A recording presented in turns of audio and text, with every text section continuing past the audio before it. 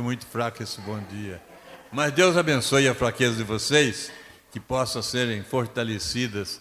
E a gente aqui está aqui hoje com a finalidade de ouvir uma mensagem sobre a saúde do homem, a saúde mental e a física. Isso é necessário, a gente precisa ser estimulado. Quando a gente é estimulado, a gente às vezes toma uma nova decisão, toma uma posição diferente. Muito bom estarmos aqui. Temos conosco hoje o doutor Lucas, vai falar sobre esse assunto, e eu vou apenas fazer uma oração aqui, depois que eu tiver lido Salmo 27, o primeiro versículo. O Senhor é a minha luz e a minha salvação. De que terei medo? O Senhor é a fortaleza da minha vida. Que temerei? A gente precisa de luz. A principal luz da nossa vida é Deus. Quando Ele é a nossa luz, a gente anda por caminhos que não se escurecem. E Ele é a minha salvação. Eu quero pegar essas duas expressões aqui para dizer que a gente também precisa de luz que vem através do conhecimento da medicina e outros conhecimentos. Porque quando a gente sabe alguma coisa a mais, às vezes a gente evita cair aí de repente por um motivo que a gente não sabe. É isso? Nunca tinha falado essa palavra, essa expressão. Gente, como que aconteceu isso agora? E o Senhor é a minha luz e a minha salvação. É possível que aí, quando se ilumina, se esclarece, a gente pode antecipar os perigos e se desviar deles. Certa vez eu estava numa mata, quando eu fui, eu tinha visto um buracão. A minha lanterna apagou, desapareceu. Eu pensei em voltar, mas falei assim, eu já vi aquele buracão, não sei, no escuro não enxergo. Então eu esperei os companheiros para me levar à iluminação. Então às vezes o buracão está na frente. E quando a gente antecipa o conhecimento, a gente não cai nele. Senhor nosso, é tão importante o conhecimento. A gente sabe que a gente precisa se alegar no conhecimento da Tua graça, do Teu amor, mas precisa também ter as experiências orientadas pelos Teus filhos aqui que orientam o nosso modo de viver, a nossa saúde, nos traz felicidade, paz, alegria, harmonia. Te pedimos a Tua bênção para o Dr. Lucas na exposição daquilo que ele propôs diante de Ti, do seu coração, para esclarecer as nossas mentes.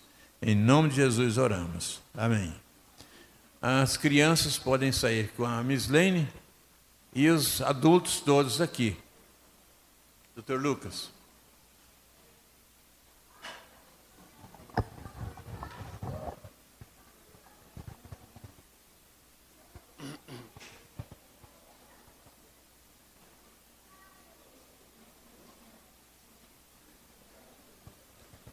Bom dia a todos, meu nome é Lucas, para quem não me conhece, eu sou médico, frequento a Igreja Central, sou casado, tenho uma criancinha de 3 anos. Já peço antecipadamente desculpa pela ausência da minha esposa, é que ela fez um procedimento na quinta-feira, então ela ainda está em repouso, mas em outra oportunidade nós voltaremos aqui para que a amada igreja conheça. Obrigado, pastor Flávio, pelo convite. Para mim é muito mais honra estar aqui do que para vocês a minha presença. Que Deus é quem ilumina as nossas vidas e quem traz todo o conhecimento. E mais importante que isso é passar ali à frente.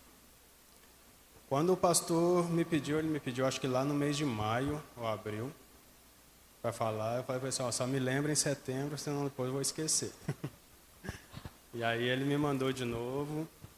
E aí, venho aqui com todo esse prazer. Vou orar mais uma vez antes de começar, para que Deus nos abençoe e abra as nossas mentes e corações. Senhor Deus, muito obrigado por esse dia de vida que o Senhor nos concedeu. Obrigado porque o Senhor tem nos dado saúde, segurança, alimentação, e protege as nossas vidas em todos os momentos. Abra as nossas mentes e corações para que a Tua palavra encontre terreno fértil para crescimento. Que todo esse conhecimento seja absorvido e que a Tua palavra traga sempre luz para os nossos caminhos. É isso que te pedimos em nome de Jesus. Amém.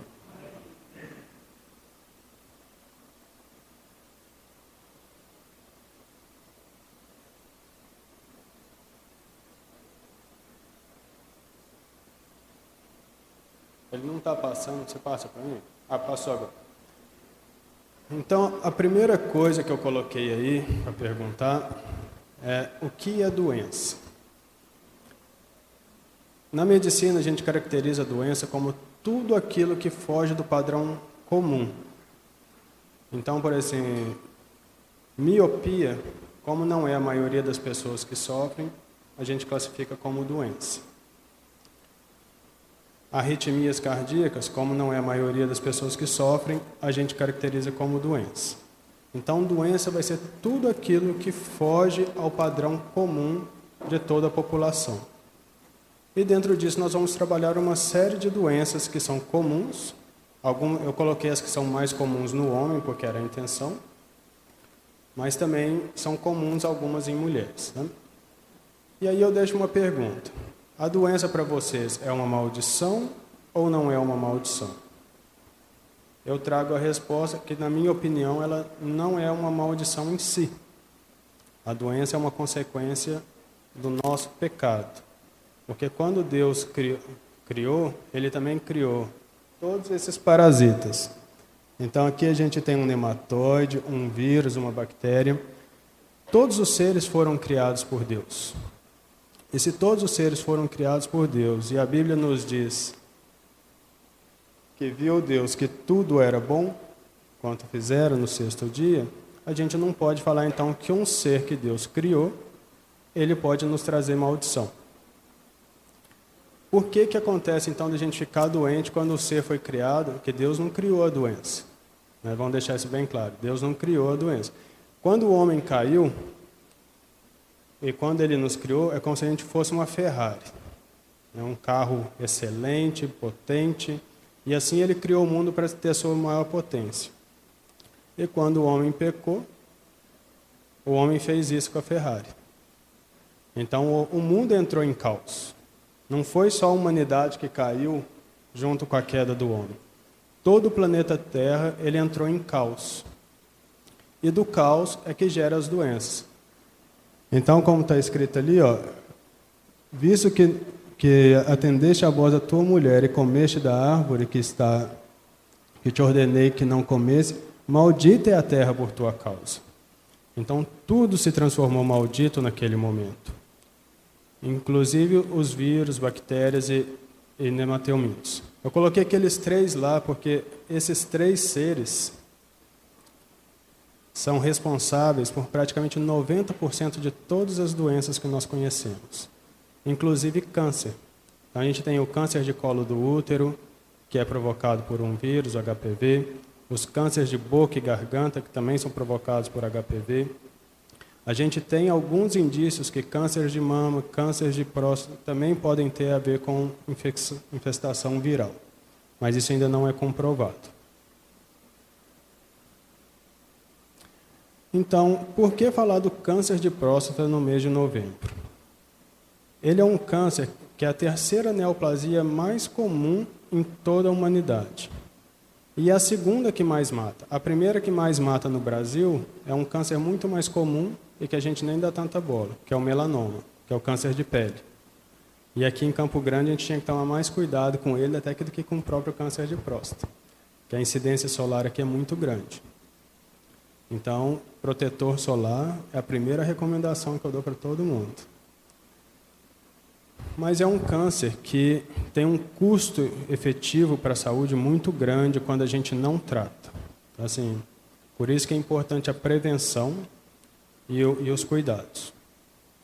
E como prevenir? Nós vamos trabalhar a prevenção durante toda a nossa aula hoje. Então, essa é a próstata. A próstata é localizada abaixo da bexiga do homem. Ela pesa aproximadamente 20 gramas, é menor do que uma noz.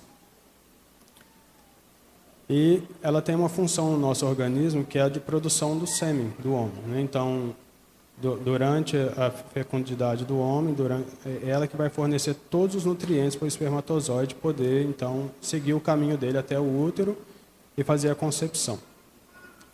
Mas com o passar da idade, ela vai crescendo de tamanho, ela pode sofrer algumas mutações e desenvolver nódulos que a gente chama de câncer. Então, o câncer em si é uma célula que perdeu a sua característica normal, ela sofre uma mutação no seu DNA, que é a estrutura que faz a multiplicação das células, e aí ela vai crescendo de forma desordenada e muito mais rápido que o resto do tecido. O problema é que essas células elas tendem a sair do lugar de origem e ir para outros lugares, para fígado, para ossos. Então, a gente tem que, antes de tudo, falar com vocês o que são fatores de risco para o câncer de próstata. Quais são os fatores de risco mais comuns? A história familiar positiva. Então, assim, se o pai teve, se o avô teve, um tio teve, isso já acende um alerta na gente. Então, homens negros, a gente sabe que tem a tendência a ter mais câncer de próstata, uma questão mesmo de genética, e a obesidade. Então, circunferência abdominal maior que circunferência de quadril, que mostra obesidade para a gente visceral, é um fator de risco. E quais são os sintomas que as pessoas geralmente começam a sentir? É uma dificuldade para urinar. Quando levanta pela manhã e a primeira urina demora a sair, ou sai sangue junto com a urina. A diminuição do jato, o jato fica curto, fica saindo um pouquinho ou fica só pingando. E a necessidade de urinar várias vezes, que significa que você não está conseguindo esvaziar bem a bexiga. E de prevenção é que homens a partir dos 45 anos, quando tem história familiar positiva, ou 50 geral, faça sempre toque retal e PSA. Dá para acompanhar só pelo sangue? Não. Tá? O PSA é uma proteína de membrana que tem na próstata. Quando a próstata vai crescendo muito de tamanho, aumenta também essa proteína em cima da membrana e ela começa a eliminar fragmentos dessa proteína na corrente sanguínea que a gente mede com PSA. Só que todo homem, se for lá medir o PSA hoje, tem PSA. Ele vai aumentando gradativamente com a doença. O toque, ele pega nodulações muito pequenas.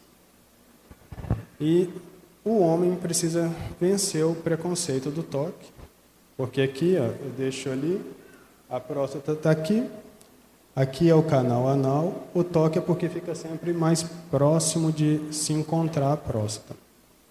Então, não vai alterar a masculinidade de ninguém o toque, não vai afetar em nada a sua honra. A nossa honra é construída na identidade de Cristo. Então, a gente não precisa se preocupar com essa questão de virilidade nem nada. A gente sabe que pela estrutura machista que a gente vem, isso é um tabu que a gente precisa vencer, mas infelizmente ainda a gente não consegue detectar só por exames de sangue. Assim como para a mulher também é constrangedor, pensem vocês que não, mas o exame ginecológico ele é constrangedor, ele também é dolorido, a mamografia também é muito dolorida e elas começam muito mais cedo que a gente. Elas começam aos 42 anos a fazer mamografia a cada 2 e depois dos 50 anual, como prevenção do câncer de mama. Aqui é mostrando um pouco da estrutura que eu tinha comentado. Então, isso aqui é a proteína de membrana, que a gente chama de PSA. E aqui eu trago um pouco do que eu faço também no meu trabalho. Eu trabalho com material radioativo, por isso eu chamo médico nuclear. Então, a gente liga o material radioativo a uma proteína que se liga a essa membrana e a gente consegue fazer imagens como essas aqui, ó. Então, essa é uma imagem dos exames que eu faço. Essa é uma cintilografia óssea. Quem já teve algum paciente oncológico na família já deve ter visto esse exame na vida. E esse aqui é um PET-CT. Então, esse exame aqui, a gente usa ele como exemplo Era um paciente de tumor de próstata que fez uma cintilografia óssea e já tinha invasão em alguns ossos. Quando ele fez um PET-PSMA, a gente já viu que ele tinha uma ínguazinha aqui embaixo. Isso aqui é a progressão da doença dele, da invasão óssea total. Então, por que a prevenção é importante? Porque quanto mais cedo a gente pega, menos pacientes nesse estágio a gente chega. Hoje eu tenho um paciente de Dourados, que é até da igreja irmã nossa, ele é da Cristã do Brasil, que infelizmente ele já está nas últimas, que quando ele veio tratar comigo para tumor, ele já chegou para a gente assim. A gente tentou 2 doses do medicamento radioativo, ele não aguentou a terceira, a gente conseguiu melhorar ele um pouco, mas a doença chega a ser tão consumptiva de esgotar as energias da gente, que o benefício do tratamento está sendo menor do que a doença consegue progredir. Então, ele nesse momento ele está internado no hospital lá de Dourados, só mesmo como paliativo. E isso gera um custo muito grande para o Estado, né? Se você pensar que é uma pessoa que até 5 anos atrás ele era totalmente produtiva financeiramente, ele tinha um trabalho, ele tinha uma rotina, e hoje ele não consegue, tem 2 anos que ele não consegue mais nada, só consumindo mesmo de medicamento e as coisas. Para o Estado é muito importante que a gente faça essa prevenção no início, porque quanto mais a gente evita de chegar nesse gasto final, a gente consegue investir em saúde pública inicial, em vacina, em prevenção, em controle de diabetes e hipertensão arterial. O benefício é para os 2 lados. É para o paciente que evita uma dor crônica. Quando chega nessa lesão óssea desse jeito, você não consegue praticamente nem dormir, porque de qualquer jeito que você estiver deitado, vai doer. É como se seus ossos estivessem quebrando a todo momento. Então é uma dor intensa, é sofrido. E é por isso que a gente sempre apela para todo mundo assim, não deixe de fazer prevenção. Por mais constrangedor que possa te parecer, é constrangedor para o médico também fazer o exame, mas a gente evita um sofrimento muito grande futuro. Outras doenças, então, do homem,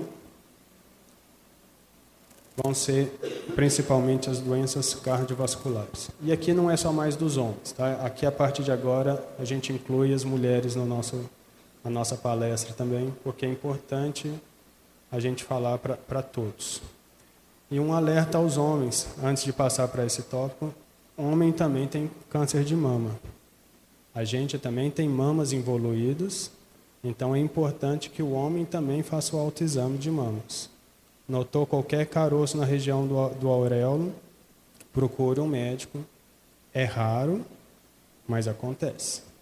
Principalmente homens que são filhos de mulheres que tiveram câncer de mama. Fiquem atentos a qualquer alteração no corpo de vocês. Outras doenças, então. Doenças cardiovasculares são aquelas que são ligadas ao sistema circulatório e coração. Então, nós temos principalmente as doenças cardíacas propriamente ditas, que são infarto agudo do miocárdio e síndrome coronariana, que nada mais é que o desentupimento das artérias do coração, e hipertensão arterial. Elas podem levar à insuficiência venosa e insuficiência cardíaca. Insuficiência venosa é quando o coração não consegue bombear sangue suficiente para trazer o sangue que saiu do coração e foi lá para as pernas, e a gravidade não deixa subir. Então você começa a ter inchaço nas pernas, pode ter varizes muito grandes, e isso vai causando até, às vezes, um arroxeamento da pele.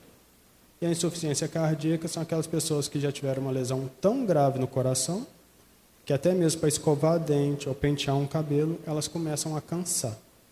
Aí para dormir tem que dormir inclinada, levanta da cama aos pouquinhos para não se cansar, ela senta, espera um pouquinho, fica em pé, às vezes fica tonto. Ficar tonto ao ficar em pé não significa que tem insuficiência cardíaca, é uma coisa normal também com o passar da idade. Porque nós temos reguladores aqui na região do pescoço que regulam a nossa pressão sanguínea. Quando você está deitado, a gravidade não afeta tanto, mas quando a gente fica em pé, a gravidade às vezes puxa, esse receptor pela idade ele está um pouquinho já danificado, chama-se assim então de hipotensão postural. Mas na insuficiência cardíaca é uma hipotensão crônica. A pessoa está em pé, ela está cansando. Tá? As prevenções de todas essas doenças nós vamos trabalhar ao final. E doenças metabólicas, que são então o colesterol alto, o diabetes, homens principalmente sofrem de gota, e hipotiroidismo, que é mais comum em mulheres. Então são todas doenças que são de características ou alimentares na sua maioria, ou autoimunes. Autoimune é quando o próprio corpo agride um órgão, ele entende que o órgão tem alguma célula que ele interpreta como se não fosse dele, e aí ele vai lá e começa a agredir. Então, o mais comum dessas doenças é a tiroidite de Hashimoto. Aí as mulheres que sofrem mais vão ficar com a tireoide um pouco inchada, vão apresentar sempre assim, um cansaço pela manhã, falta de energia, queda de cabelo, unhas quebradiças. E dessas doenças todas é a mais fácil de tratar. Basta tomar um remedinho todo dia de manhã em jejum e vai ficar muito bem. E o que nós temos então de prevenção? Praticar atividade física regular. Essa atividade física aqui não é correr, não é ir na musculação. Eu vou mostrar atividades físicas que quase todas as mulheres fazem, que os homens deveriam ajudar. Ter bons hábitos alimentares. Aqui é principalmente ingerir bastante frutas e vegetais, evitar alimentos muito gordurosos e principalmente alimentos industrializados. Evitar o consumo de bebidas alcoólicas, mesmo que em baixa quantidade, e não fumar. As duas últimas é mais comum no nosso meio de não acontecer, mas as pessoas que fazem devem evitar. O fumo é um dos piores maus que tem na sociedade. E aí eu trouxe a partir de agora, para mostrar para vocês que essas recomendações de saúde não vieram dos médicos só. Está lá na Bíblia, está desde sempre. Deus já colocou essas instruções. O que a medicina fez é só constatar aquilo que o Criador já tinha ensinado. Então, o primeiro versículo que está lá está em Gênesis 1:29 e mostra que quando Deus criou o homem, Ele nos criou como se nós fôssemos vegetarianos e não alimentados por carne. Quem quiser abrir, então está lá. E disse Deus ainda: eis que vos tenho dado todas as ervas que dão semente e se acham na superfície da terra, e todas as árvores em que há fruto que dê semente. Isso vos será por mantimento. Em momento algum nessa instrução, Deus fala para você dos animais. E aqui, mais uma vez, a gente mostra como o pecado alterou até mesmo a nossa questão alimentar. Que a partir do momento em que o homem peca, a nossa estrutura passou a precisar de proteína de origem animal. E aí, após o dilúvio, Deus dá ordenança, então, a Noé, lá em Gênesis 9, para a gente se alimentar de carne também. Então, vem lá. Abençoou Deus a Noé e seus filhos e lhes disse: sede fecundos, multiplicai e enchei a terra. Pavor e medo de vós virão de todos os animais da terra e sobre todas as árvores dos céus. Tudo que se move sobre a terra e todos os peixes do mar nas vossas mãos serão entregues. Tudo que se move e vive, ser-vos-á por alimento. Como vos dei a erva verde, tudo vos dou agora. Então, somente lá em Gênesis 9, é que Deus fala para o homem, então, assim, a partir de agora, vocês vão comer carne também. Até então, a humanidade, ela era, como base, vegetariana. E isso mostra como o nosso organismo foi traçado para, de fato, viver com o que é o mais simples da natureza. Frutas e verduras, que estão à disposição de nós. E Deus continua depois, o que às vezes parecem regras simples da Bíblia, ou até algumas vezes sem sentido, e vamos entender aqui a cultura da época, porque naquela época, eles não tinham como controlar saúde animal, igual a gente controla hoje, não tinham como controlar nível de gordura em que as carnes têm, igual a gente faz hoje, e não tinham como controlar doenças sanitárias. Então, Deus põe lá em Levítico, e isso vai se repetir várias vezes agora, normas do que deviam se fazer com as carnes, principalmente com as carnes do sacrifício. Lembrando que algumas carnes do sacrifício, depois de queimadas, os sacerdotes podiam se alimentar dela. Então Deus põe lá assim: porém as entranhas e as pernas o sacerdote lavará com água e queimará tudo sobre o altar.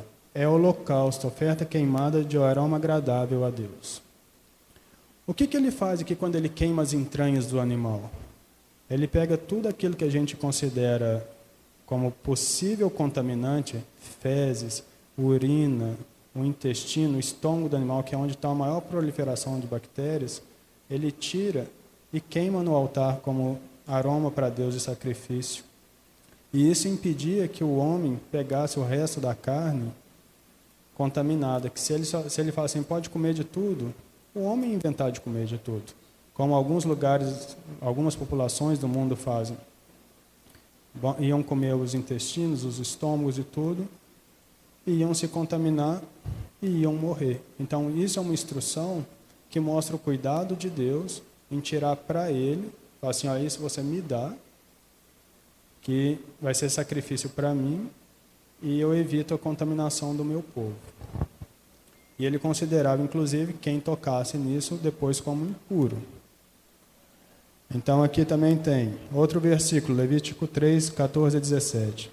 Depois trará dela a oferta, por oferta queimada ao Senhor, a gordura que cobre as entranhas e toda a gordura que está sobre as entranhas. Como também os 2 rins, a gordura que está sobre ele, junto aos lombos, e o redenho sobre o fígado, como os rins, tirá-los-á.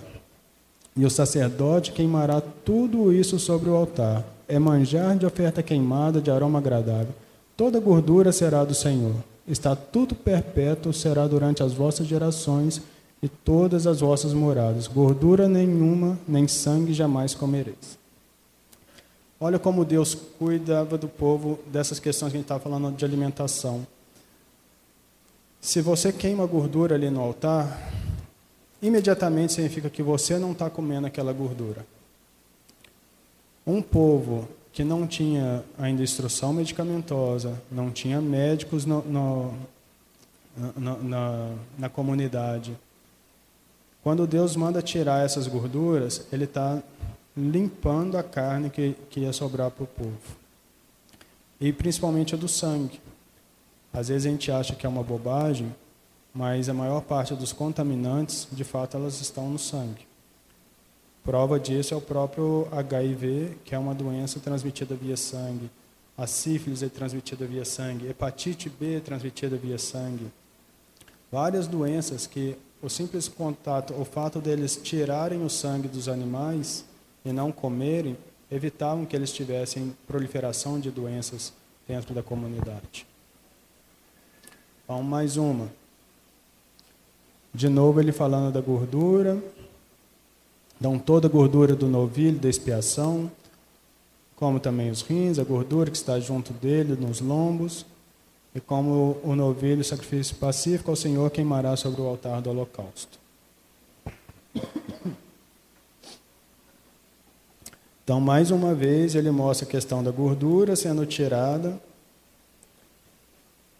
para que evitasse, então, doenças do tipo coronarianas, que são placas de gordura que acumulam nas nossas artérias, que formam colesterol alto. As demências cerebrais também, em sua parte, são, na sua maioria, causadas por excesso de gordura na nossa alimentação.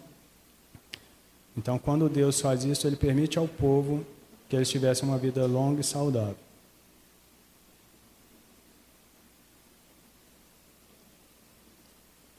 Mas é só tirar a gordura, então, que nós vamos viver uma vida saudável? Claro que não. Né?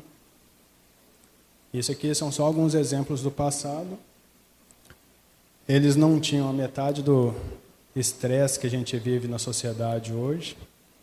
Não tinha essa pressão psicológica, não tinha poluição, elementos químicos aos quais nós somos expostos. E aqui então trago mais um versículo para mostrar outros cuidados. Diz aos filhos de Israel: são esses animais que comereis de todos os quadrúpedes que há sobre a terra, todos os que têm unhas fendidas e casco que se divide em dois, e ruminem entre os animais, esses comereis. Então aqui ele começa a classificar os animais como puros e impuros, o que se pode comer, o que não se pode comer. E de novo, com uma intenção de cuidado do povo. Vamos lembrar então que os porcos eram os principais animais criados principalmente na Europa e que tem um hábito então de sempre revirar a terra. São animais que no passado eles tinham um teor de gordura na sua carne muito grande. Hoje os porcos já foram muito bem adaptados geneticamente, então podem comer carne de porco tranquilamente, porque a gordura entremeada na carne do porco hoje ela é muito mais baixa do que muitos alimentos que a gente consome. Aquela história que carne de porco faz mal, isso é um mito do passado. Tá? Então, no passado, sim. Quem é mais antigo vai lembrar que um porco, quando se matava ele tinha uma camada de gordura de um palmo, às vezes. Hoje, a camada de gordura no porco não dá 3 dedos. Então, foram evoluindo para que a gente melhorasse mesmo essa questão da carne dela, a quantidade de colesterol que tem. Outra recomendação ainda continua no livro de Levíticos: de todos os animais das águas comereis o seguinte: todo que tem barbatana e escama, nos mares e nos rios. Eu não sou pescador, mas os pescadores que tem aqui vão saber. Qual peixe tem mais gordura debaixo da pele? O de escama ou de couro? O de couro. Então, de novo, isso é só demonstrando assim que Deus tinha um cuidado com o povo nos menores detalhes. Aqui não é um livro para você seguir agora mais, que quando Jesus veio, ele quebrou todas essas coisas e ele nos deu, então, conhecimento para que a gente pudesse alimentar de quase tudo sem se contaminar mais ou que a gente tivesse a capacidade de se reverter. E aqui é uma coisa que não é comum no nosso meio, mas Deus falou que podia comer. Mas de todo inseto que voa, que anda sobre 4 pés, cujas pernas traseiras são mais compridas, para saltar com ele sobre a terra, estes comereis. No nosso ambiente não é comum comer grilo ou gafanhoto, mas a Bíblia diz que é nutritivo. Então quem quiser experimentar, fique à vontade. E lá na Bíblia também ele vai citar outros animais que não eram para comer. Então, lagartos, tatus, cobras. Porque a gente sabe que principalmente tatus e lagartos são animais que fazem parte da cadeia de decomposição de animais. Eles vão comer geralmente cadáveres, outros restos de plantas apodrecendo como alimentação. Para a ecologia, eles são excelentes animais. Como alimentação, eles são animais potentes de trazer doenças. A última doença que nós enfrentamos, que foi o Covid, é uma doença vinda de animal, de um morcego na região da China. Não se sabe se foi contaminação natural ou acidental até hoje, mas é um vírus altamente contagioso que estava em um animal. Temos outros potenciais vírus assim de fazerem novas pandemias. A gente espera que seja para daqui a uns 30, 40 anos, mas é um risco. O HIV é outro que era um vírus comum no macaco, é por isso que o HIV tem esse nome, porque vem de origem animal e que também foi transportado para o homem de maneira acidental. E hoje causa uma epidemia enorme em todos os países. E que, graças a Deus, também a gente já conseguiu soluções suficientes. Então, se a gente pegar todas as recomendações da Bíblia, é a recomendação que os médicos dão hoje de alimentação. Essa aí todo mundo já deve ter ouvido falar. Isso aqui é a tal dieta do Mediterrâneo. Ali está muito clarinho para ver, mas é uma dieta rica em frutas, verduras, óleos vegetais tipo azeite, E até o vinho também, porque ele tem muitos antioxidantes. Se a gente pega o que estava ali na Bíblia que a gente leu até agora, é exatamente isso que os médicos recomendam até hoje. O que muda? É que hoje a gente tem um embasamento científico. Se você virar para qualquer médico e falar assim, isso está lá na Bíblia, se ele não for cristão, ele ri de você. O problema da humanidade é que eles acham que o livro sagrado, ele é um livro histórico e de credo religioso. Mas, na verdade, ele é um manual de vida. Então, assim, quando Deus escreveu a Bíblia, ele não trouxe para a gente só os conceitos religiosos. Ele trouxe também os conceitos de saúde. Então, se a gente ler todo o livro de Levítico, vocês vão ver lá, então, recomendações de casamento. Por que não ter casamentos consanguíneos? Por que não ter casamentos fora do seu próprio povo? Deus estava cuidando das nossas questões religiosas, mentais e físicas. E a maior parte de nós pensa naquele livro ali como um livro de regra. É só regra, regra, regra. É difícil de seguir às vezes, mas são recomendações. Exercícios físicos. Quando a gente fala fazer atividade física, esse é o que vem primeiro na nossa cabeça, que é correr. Mas isso aqui também é um excelente exercício físico. Varrer. Então, homens, quando as suas mulheres estiverem em casa, levantem, vão lá ajudar a varrer, vão lavar a louça, arrumar a casa. Esse é um trabalho que gasta caloria.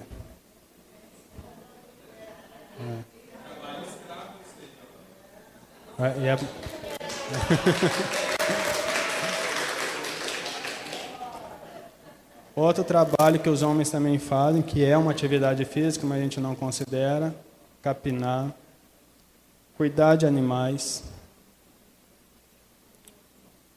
Aqui é um texto longo de Levítico, mas é falando sobre os outros animais que não se podiam comer, dos lagartos e tudo mais. E agora vamos trabalhar um pouquinho sobre a saúde mental. Um dos males que mais acomete a nossa sociedade hoje são as doenças mentais. Sejam elas pela idade, as demências, demência senil, Alzheimer, frontotemporal, Parkinson, ou a doença mais grave de todas quando a gente fala de mental, que é a depressão. Por que estamos vivendo, então, uma epidemia de depressão nos nossos dias? Tudo se deve a dois fatores. Estresse é o principal deles, e o outro é o que nós somos bombardeados todo santo dia. A nossa mente ela foi trabalhada para a gente viver em sociedade e em contato com Deus. E tudo o que a mídia faz, não só a mídia, mas o mundo no geral, é trabalhar contra isso. Então, todos os dias nós somos bombardeados com informações assim, você precisa disso para viver. Você precisa comprar isso para ser feliz. E a gente sabe que mais de 80% ou talvez 90% da população nunca vai ter condições de comprar tudo aquilo que é colocado como objetivo de felicidade. Isso vai gerando angústia, vai gerando tristeza no coração, porque você olha para aquilo assim, eu nunca vou atingir. Então fica um alvo muito longe para ser obtido. Existe um poema que fala que a alegria é uma árvore de pomos de ouro, de frutos dourados de ouro, que nunca está aqui, sempre está lá. Porque é isso que o ser humano faz. Quando você começa a chegar perto você põe um alvo, assim, quero comprar uma casa. Quando você compra a casa, ao invés de você se alegrar daquela casa, você fala assim, agora eu quero uma maior. Então a alegria nunca está aqui, sempre vai estar lá. Então o que a gente precisa aprender é trazer essa alegria para perto. Assim, ficar contente com toda e qualquer vitória. O nosso cérebro, apesar de ser muito complexo, ele é feito de moléculas, né? Então, são conexões. E uma das principais conexões, que é a região de tomada de perspectiva, está na região frontal, que é essa região da frente. E aqui, de novo, a Bíblia mostra para a gente que ela estava preocupada também com as nossas questões mentais. Então, está lá no livro de Reis. Isso aqui foi falar de depressão. Isso é quando Elias, depois dele acabar de derrotar todos os servos de Baal, os profetas de Baal, ele manda encher, então, a oferta de madeira, ele mandou molhar o holocausto, e ele clama fogo dos céus, e Deus desce e queima. Logo em seguida, quando ele é avisado, então, que a rainha queria matá-lo, ele vai lá, entra na caverna, e está escrito no livro de Reis 1, 19, 4, 6.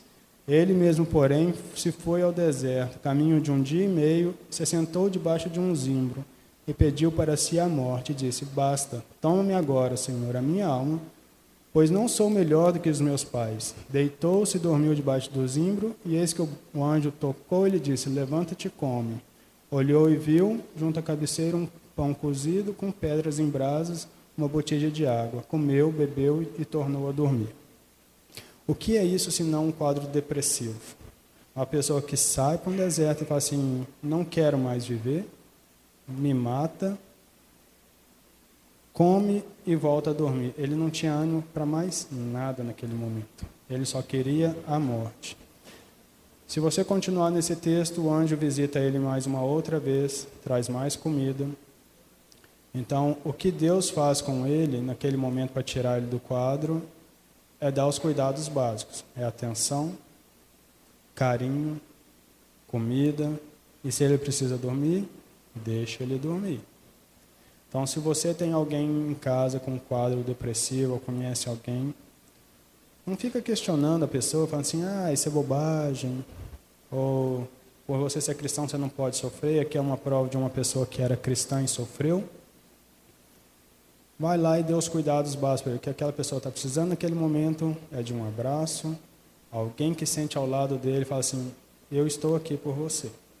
O que você precisar, está aqui o meu ombro.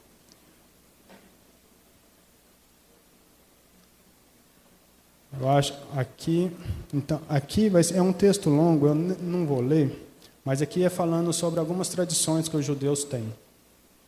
Então, que Deus manda guardar a palavra na mão e entre os olhos. Alguns judeus levam isso ao pé da letra e usa os tefilins. Tefilins são essas caixinhas que ele coloca aqui no meio da cabeça e segura na mão, e dentro dessa caixinha tem a palavra de Deus.